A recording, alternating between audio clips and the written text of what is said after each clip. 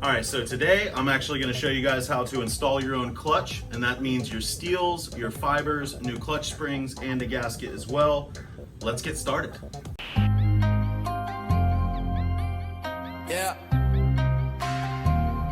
So first, what you're going to need is you're going to need a clutch kit. We prefer going OEM here, and we are installing this on a 2006 GSXR. So some things may be different on your actual kit, but installing a clutch and doing the whole assembly process is 99% the same for all motorcycles. So what you're going to want to do is you're going to want to get a clutch kit. We're using OEM. We actually had a big discussion on this on the forum on what is better, OEM, Barnett's, or for instance an EBC kit, and we really like OEM. For one, they're half the price, and two, the reliability is just as good. Because we're running 300V, we've always had a good rapport with running OEM clutches. So with the kit that we got from Suzuki, you're gonna get all of your steels, all of your fibers, and there are some that are different sizes. You'll actually see that that one's a little bit smaller than these, and we'll show you how to install those. This one does come with the clutch cover gasket as well, and brand new springs. So for our project, what we're gonna do is we're gonna go ahead and pull the belly pan, because you either wanna drain your oil, or we've seen people do it the half-ass way and put the bike on its side. So what we're actually gonna do is, instead of draining the oil like normal, this only has one track day on it. The oil's still good, and we still have plenty of fresh 300V left. All right, so let's get started. So we're gonna go ahead and pull the belly pan, and then we're gonna pull the whole clutch cover. So we have the belly pan off. Now you can get your 8mm socket, and we can start pulling all these bolts off. But I do want to show you guys, really before you start this project, you definitely want to make sure that you got the right kit before you do this.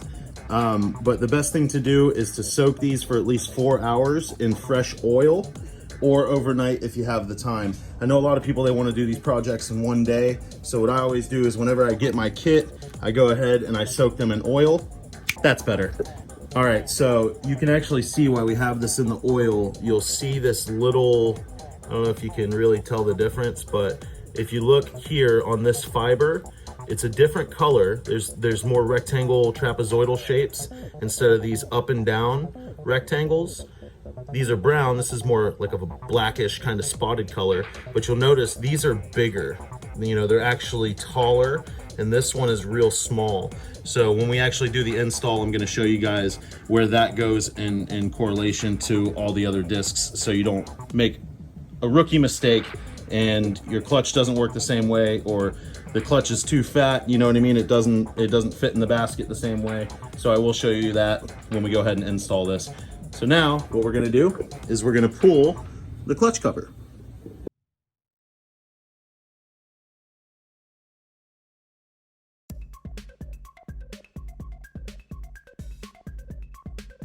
All right, I do apologize about the noise, guys. It started pouring down rain. So we pulled all the bolts off. We pulled the cover.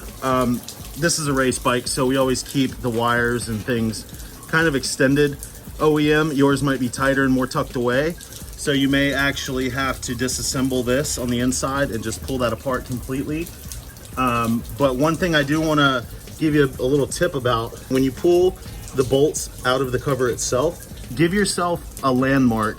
For instance, in ours, we used the oil filler cap as basically our landmark, to where we went ahead and went clockwise, pulled them all off, and then set them down clockwise. These are all the same size, but this may not be the instance in your case. So I do it like this. It's real quick and easy, and it lays them out so when you put them in, if you put them in counterclockwise, they'll all be in the same spot you pulled them from. Another thing to make note of is, on particular bikes, you'll see these little dowels right here where they'll actually line up the cover going on here. So if those do come off, just make sure that you know where they go, and you know, just let them drop in the bucket. So now we'll pull this gasket off. As you can see, this clutch has been done before because this doesn't look OEM. So pull the gasket off, go ahead, toss that to the side. Now, another thing you want to keep in mind is, before you install this, you want to just kind of check your case surface to where you don't get anything like this. I don't know if you can kind of see that in the camera, but you don't want to get any kind of gasket buildup on here, because then you won't have a perfect seal when you go ahead and put the case back on. So now what we're going to do is, you don't have to worry about the adjustment or the slipper clutch actual basket, bolts. We're just going to focus on these 6 springs, and we're going to pull those off with a 10 millimeter, back them out little at a time, kind of rotate, and then just pull those springs all the way off, and then we'll get the basket top off.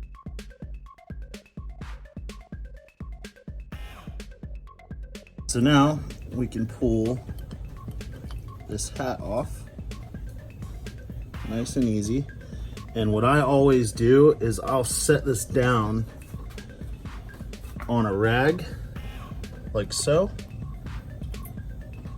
and set it like there. You will have these plates kind of stuck to it, and if your clutch is as bad as mine.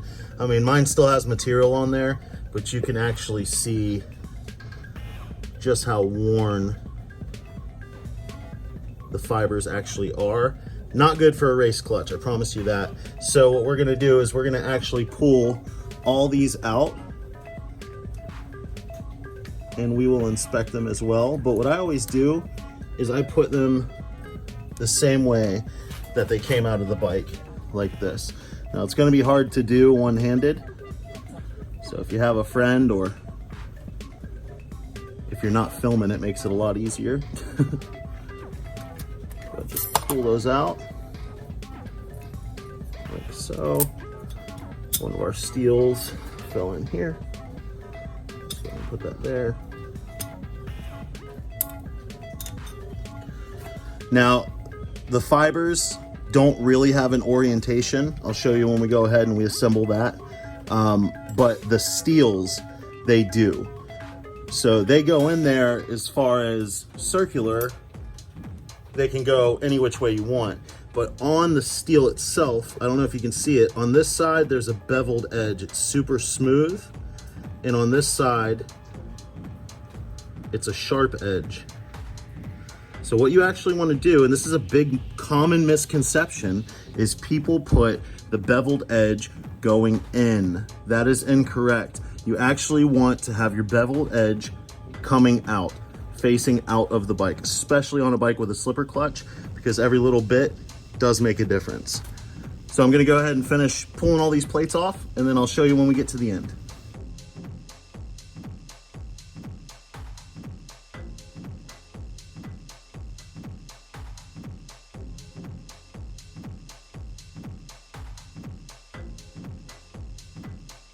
So this is what we were talking about earlier with the different sizes.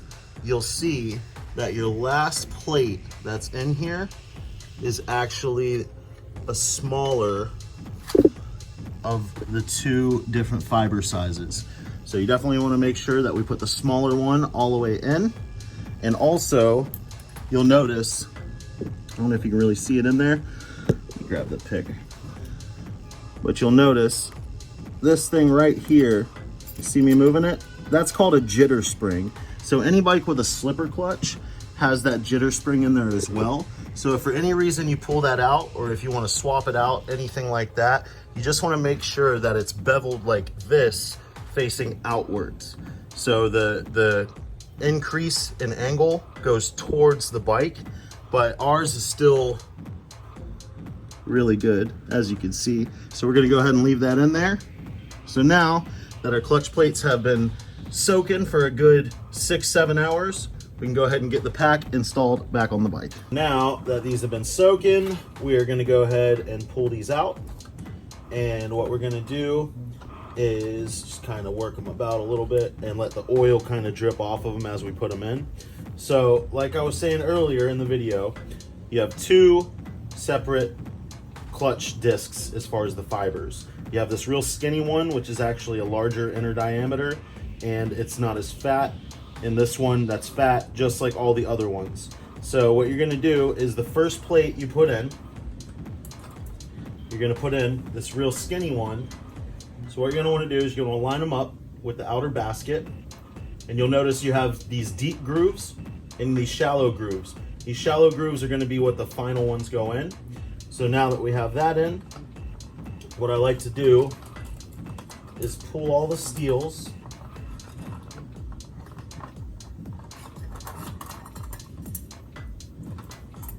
Because a lot of times you'll see with these steels, there's different diameters. So you actually have a fatter one here. When you look at the steels, you'll see how a lot of them are actually coated and treated, but we have these two silver ones. We'll go ahead and pull those out. Put those to the side. Those two silver ones are the important ones. So you're gonna notice you have one thin one and one thick one. This thick one is gonna be the one that you put all the way to the outside. So set the thick steel that's just plain silver there, and then we'll take this other one that's the same thickness as all the other plates, but the silver is not heat treated. So what you want to do is you want to put your sharp edge facing the bike.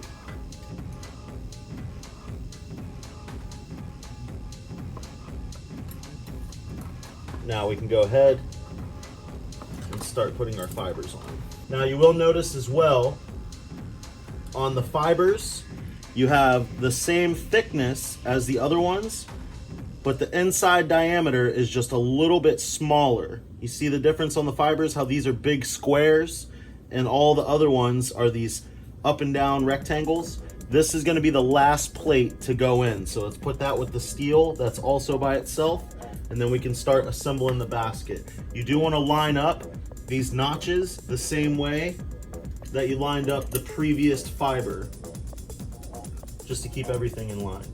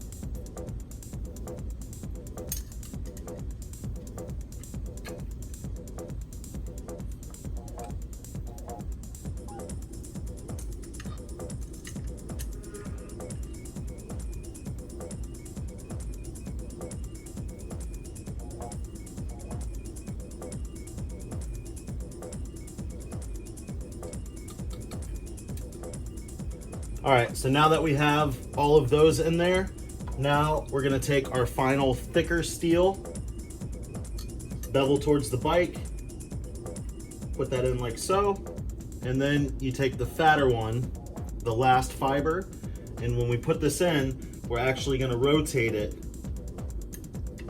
to the other grooves. So as you can see, they sit in this groove instead of all the packs aligned this other way that we did it. So now that that's on, then we can start applying a little oil just to the part of your pressure plate. We're ready to put the pressure plate back on. You have these three little posts that line up with these three holes in here, but you also have these two markings on the pressure plate itself, and you have this notch right here. So you want to make sure, for one, that your clutch adjustment rod is pushed in where it should be, and that you line this up correctly with that notch so it fits all the way tight. I just want to show you guys firsthand what happens if you do this wrong. 90% of the people that do clutches, they'll install this pressure plate, put everything back together and think it's good, and then what'll happen is you'll go to pull in the clutch lever and you'll have no actuation. It'll be like super sloppy. So I just wanted to remind you, to go ahead and line these up, because what happens is this isn't torqued down, but you see how little space it's right up against the fiber. Now, if you put this in, just rotate it, because it will go in another way, lining those holes up. You see how much space there is right there? That causes a gap And that's what most people get their zero clutch actuation from in basically FML. And basically your life is screwed. No, I'm just kidding. But do it right the first time. Line up those markings with that notch, like so, and it'll be perfectly tight. So now let's go ahead, install all the clutch springs, and then we can start putting the cover back on. Now, we're gonna do our springs. So we have a brand new set of springs, and you can actually see, look at the difference. Let me pull this out so you guys can see it better.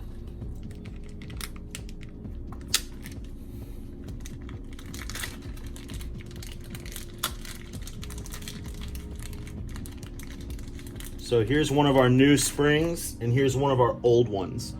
And you'll actually see if they're right up against each other. I don't know if you can see that, but that's flat. And you can actually see the new one, it looks to be about 2 millimeters longer. So the springs would definitely need to be done as well.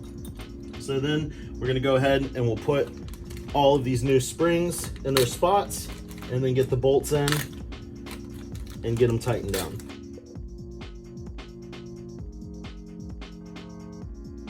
All right, so for tightening the bolts down, I do like to use regular hand tools. I don't like to use the impacts, especially when it comes to something like adjustment. And when you do this, make sure that the washer on the bolt goes on flat on the spring. Make sure you do it while you can still adjust it, because once these things are tight, they're not going nowhere. And when you tighten them like lug nuts on a car, where it's like a star pattern.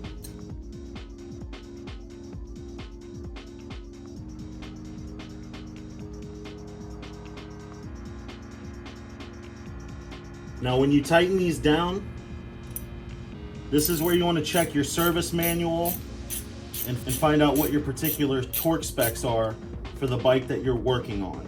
Every bike may be different. This one I believe is 7.9 pound-feet of torque.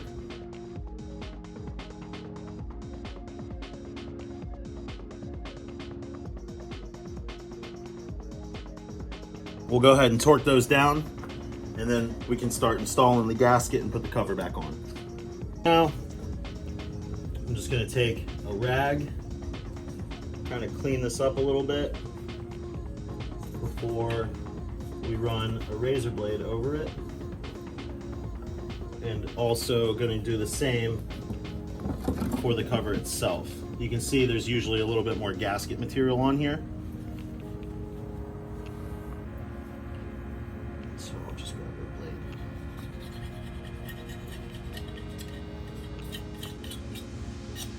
I always do it going out, just so none of that stuff goes into your oil.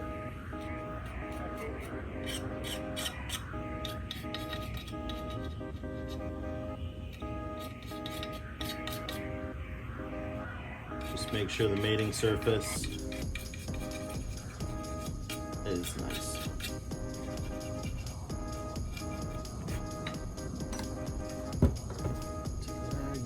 Clean this up. Now, on some bikes, this is where you want to check the service manual and see if a gasket is sufficient enough for you to do a clutch cover gasket, replacement. On our particular bike, it actually calls for a little RTV where the top and bottom cases of the engine actually meet. You'll see these lines right here. So we're gonna put a little bit of RTV, just a small layer, before we apply our gasket on there.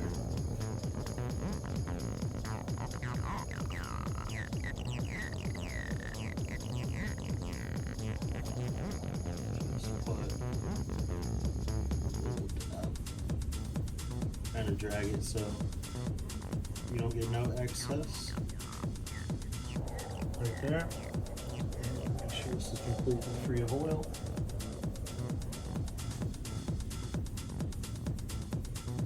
Just a little bit right there. Now we can install our new gasket. So line it up with these dowels. Make sure everything lines up with the bolt holes, because you don't want to pinch this gasket when you put the cover back on. Now, if you do use a little RTV, per the manual, what I always do is I push the gasket down nice and tight where we put that RTV. And I just take my finger and I kind of spread it out so there's no excess once we torque the actual cover down. Now, we're ready to install the cover.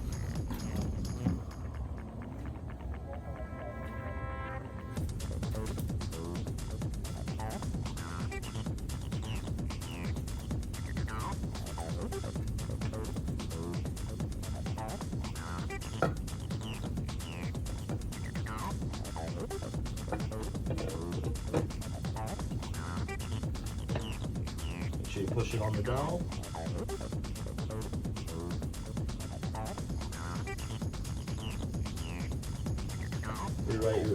Reroute your crank position sensor wire back where it goes.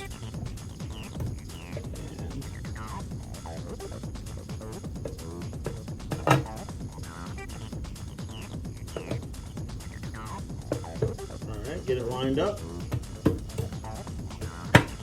And boom. There you have it back on. I always like to wipe down as I go so you don't have oil all over the place, and especially if you had a leak or something like that. Time to clean it up. It's easier to do it when you just put the parts on than later. So now we can put all the bolts in. So what I always do is grab the bolts, start threading them in. Do not tighten them all the way because you're going to go in a cross pattern torquing these down. So I also like to do it that way when I put the cover on so it doesn't tweak the case and cause any leaks. Like I said, double check all your routing for your crankcase wire. You want to make sure nothing's pinched.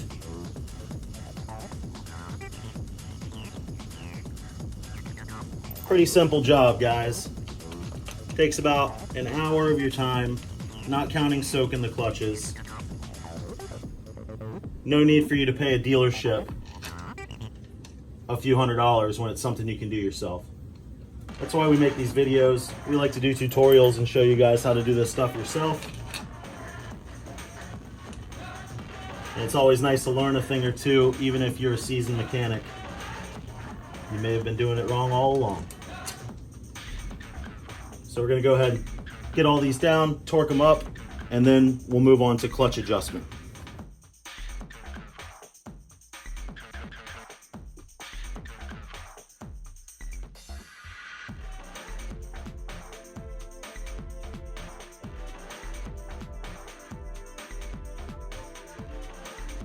All right, so now we'll move over to the clutch engagement, which is right here. You'll notice whenever your clutch is worn out and then you put a brand new one in, there is no free play right here. That's what you're looking for.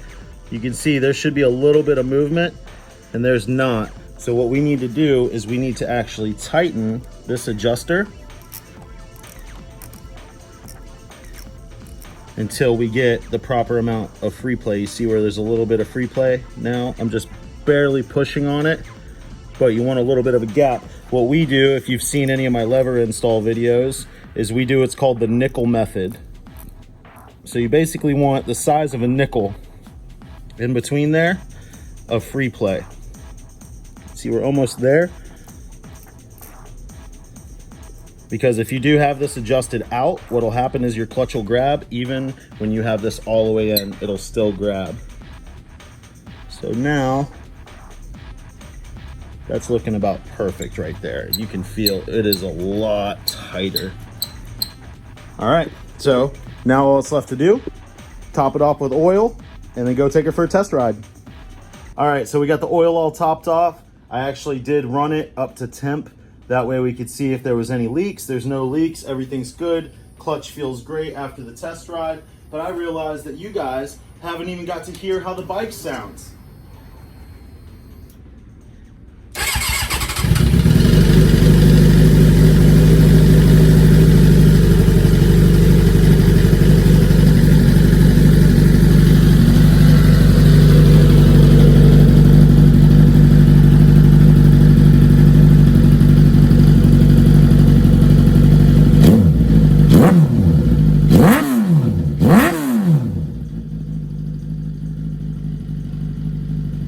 Thank you guys so much for watching. I really hope that this helped you learn how to do a clutch install on your own motorcycle.